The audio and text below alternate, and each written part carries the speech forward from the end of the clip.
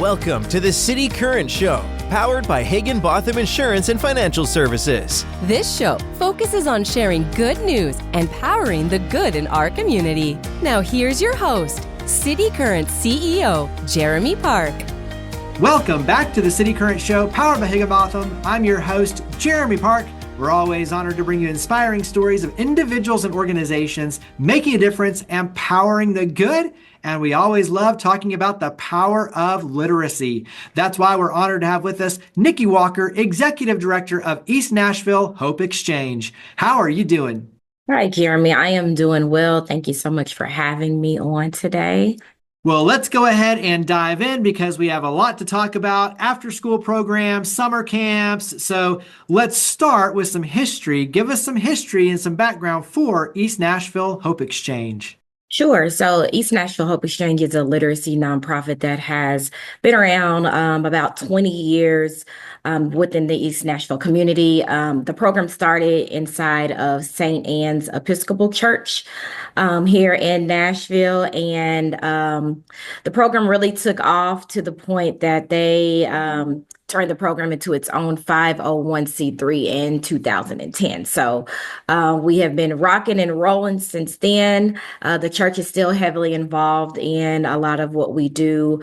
Our offices are still located within the church, but again, we are our own separate 501c3. And we've just been doing really great literacy work within the community for that 20 years. Your background yourself, working with nonprofits, education is a big piece of your story as well. Talk about why focusing on literacy, why helping our youth. Hopefully everyone knows this, but I want you to talk about the importance of this for youth, for their trajectory in life, for our families, but also for our community. So talk about the ripple impact, talk about why it's so important to focus on youth literacy. Absolutely. So as you know, or may not know, Nashville Public Schools has low literacy rates throughout certain areas of the district. So literacy is definitely on the forefront, especially with the COVID pandemic, which set a lot of children back. So again, we're here to kind of help them get caught up, get them to where they need to be. As well as the state of Tennessee placing a third and fourth grade retention law on students who do not pass the 10 Ready test.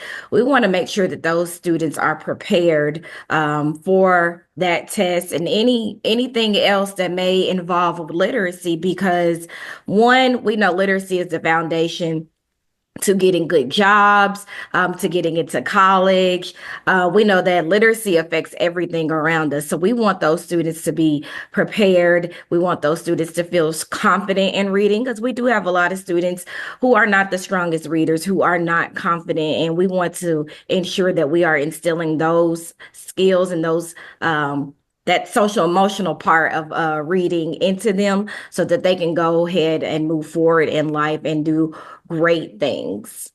Well, let's talk about who you serve, because I know that there's a geographical footprint for your efforts, but you're looking at expansion. So talk about geography, talk about those who you serve. Sure. So our program, again, it's been in East Nashville for as long as it has. So traditionally, we have served underserved communities. So our population is a high population of Black and Brown students. As you know, East Nashville is experiencing gentrification. So those families that we served historically may not still live in the area.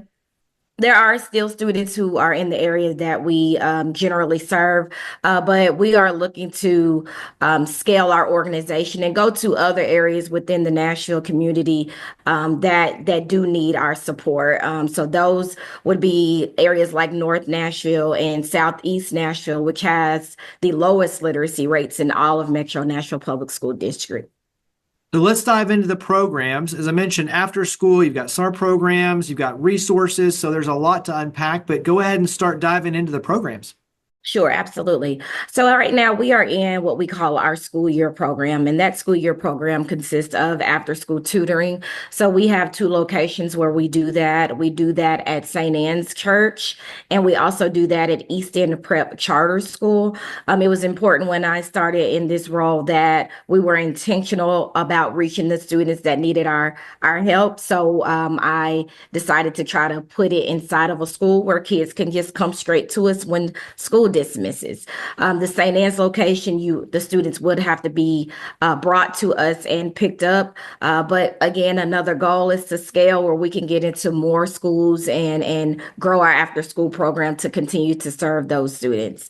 Another component of that school year program is our family engagement workshops. Those are held monthly during the school year and then weekly during our summer program. During that time, we just basically work with families to give them best practices on how to help their child in their education journey at home. So we may bring in people to kind of help them with some of those skills.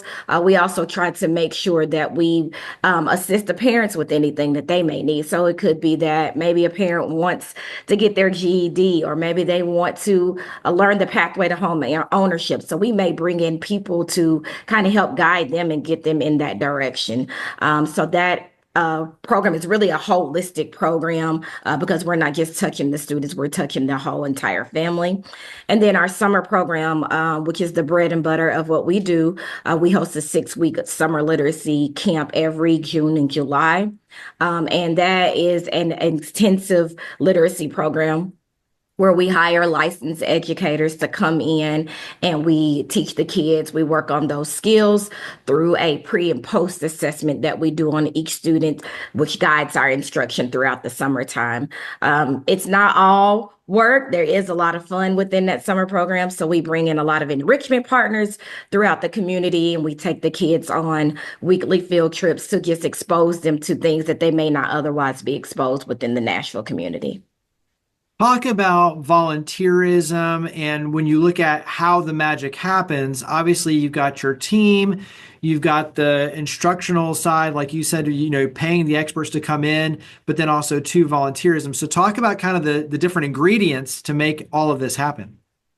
Well, we are a very small staff. So there is only 2 full-time employees. So it's myself and our program coordinator, Joy Russell.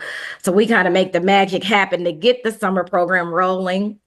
But volunteers are a major component to everything that we do, especially in the summer, because we do try to host at least 100 students in our summer camp, and we have a lot of moving parts to that. So we definitely solicit volunteers from within the East Nashville community.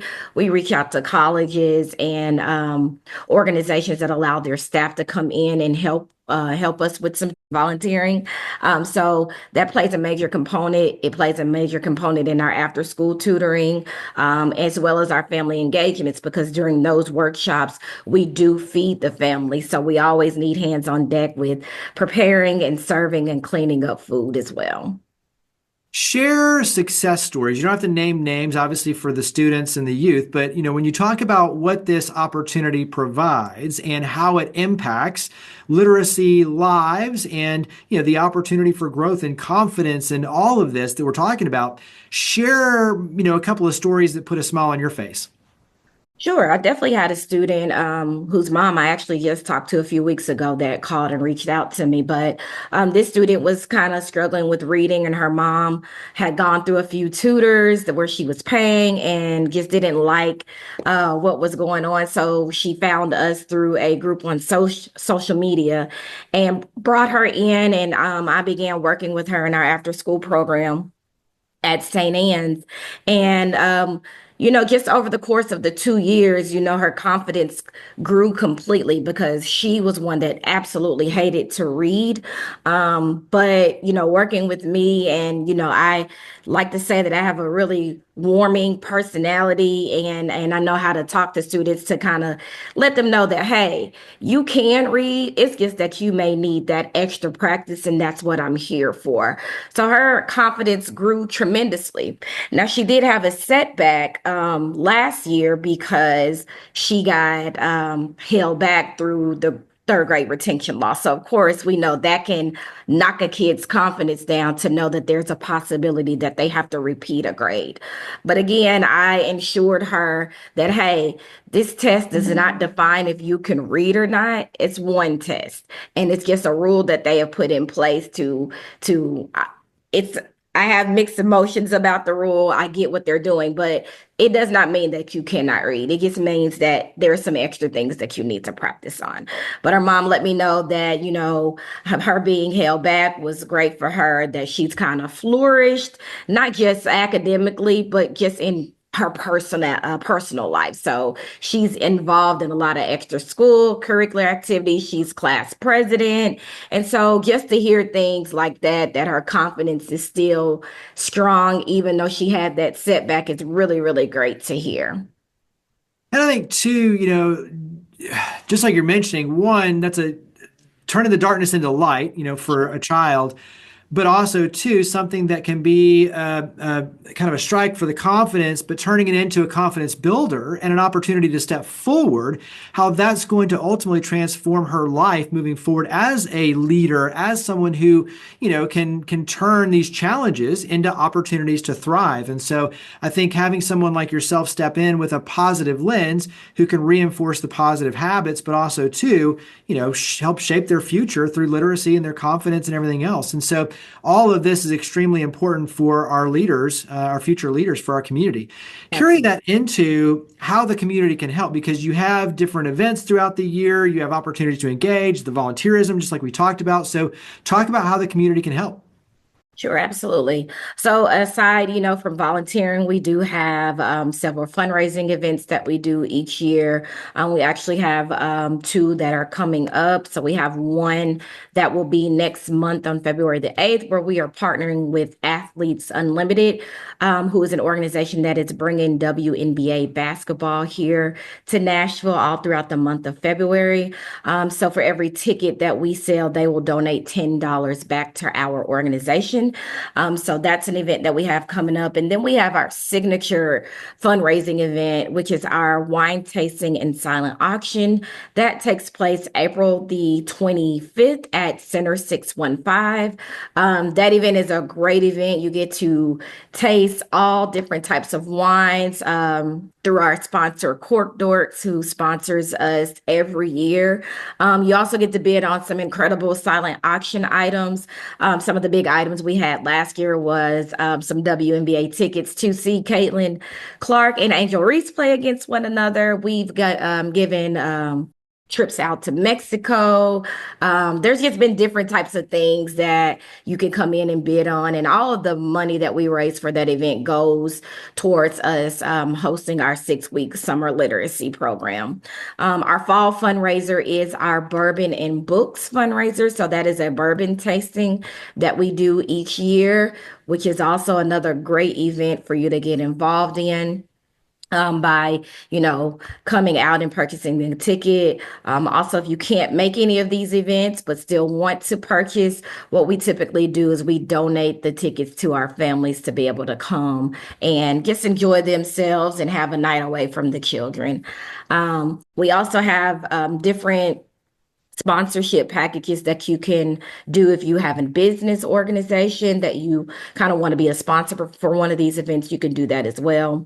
And we also have a sponsor a kid program where you can sponsor their after school tutoring or the summer program. So we have various different ways that you can get involved through fundraising and again through volunteering. Carry that into, we're still early on in 25, and you mentioned geographically expanding out into some different areas possibly. And so talk about some of your goals for the organization for 2025 and beyond. Yeah, absolutely. So again, scaling, because the work that we do is extremely impactful. And I want to, again, make sure that every student who may be falling behind gets those resources, get access to free resources at that to kind of help again, build that literacy capacity.